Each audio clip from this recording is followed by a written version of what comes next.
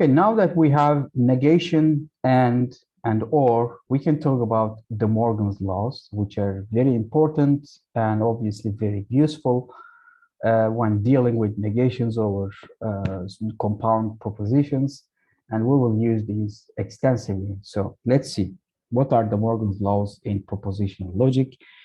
When you negate P or Q, you get this, and not P and not Q. So essentially, this is a distribution of negation over or, and a very similar, in fact, a dual expression is valid for negation over and. So P and Q negated gives you not P or not Q. So essentially, you have, let's say, this operator here, either and or, and then let's say you negate this whole thing, you would get negation of these two, and in between you just switch the operators. So and becomes or becomes and. That's the idea. And why is this true, or how do we prove this? It's easy to see that this is true via a truth table.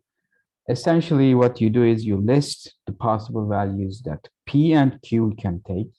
And since P and Q, I have two variables here, the combinations are 2 to the power 2, 4. And you just write negation of P, negation of Q, and you write the rest, right?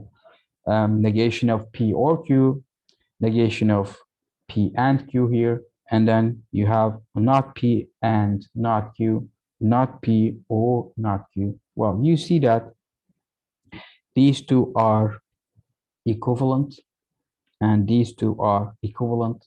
So in all possible input combinations, these two are equivalent and these two are equivalent, which means we have these De Morgan's laws that you can use in these scenarios.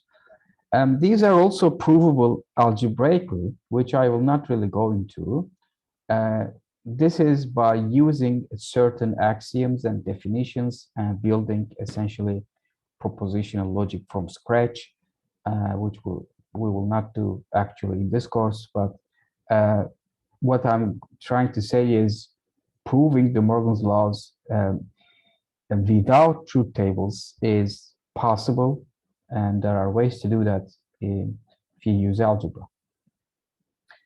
And we do have a generalization here, generalization in the sense that instead of just two propositions, let's say you have, let me put it here, let's say P1, P1 or P2 or P3 or P4 or P5. Let's say you have such a statement, but you see the important point here is all operations here should be the same, okay? It's not a mixture of ands and ors, it's just all the same, okay? And that's important when you apply De Morgan's law. When you want to negate this, and obviously there is no question of operator precedence here because they are all the same operator. It doesn't really matter in which order you do them. Therefore, if you want to negate them, negate this expression, what you do is you negate all of the propositions, and in between you put the other operator. So you have or here, therefore put here ends.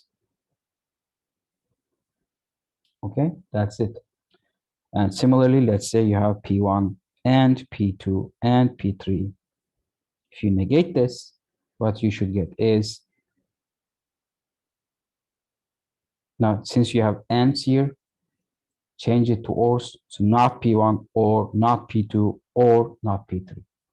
Okay, so in a mathematical way, this is how we show this. Okay, you negate a compound proposition consisting of all disjunctions, you get this, negations inside and conjunction at the outside or in between them. And similarly, you have the dual form here. And why is this true? Again, this is a generalization. See, n is not specified here. It's essentially an integer greater than or equal to 2. So since it's not a constant value, you cannot really use a truth table to prove these two expressions because you don't really know n. If you prove it with 5, I can tell you, okay, what about 6? If you prove it for 10, I can ask you, what about 11? If you prove it for 1 million, I can always ask you, so what about 10 billion, right? So that's not the way to go here. You cannot use a truth table to prove this, but what you can do is you can use mathematical induction, which we will study later on.